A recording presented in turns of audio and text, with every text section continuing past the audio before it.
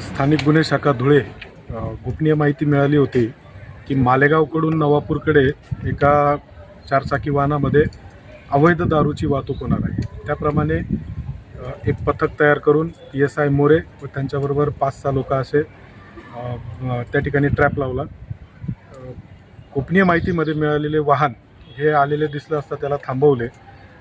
त्यातील चालक भाविन कुमार मगनभाई पटेल राहणार वलसाड आणि त्याचा साथीदार प्रतीक धीरूभाई पटेल तो सुद्धा वलसाड गुजरात येथील आहे। त्यांच्याकडे नावगाव विचारलं, सखोल तपास केला असता त्यांनी उडवाउडवीची उत्तरं दिले।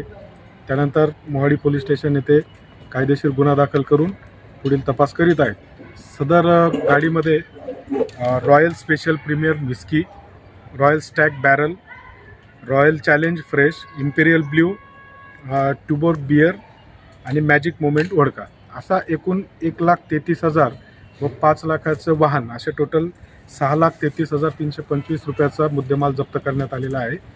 आज रोजी माननीय न्यायालयासमोर त्यांना हजर करून पुढील कारवाई करीत आहोत।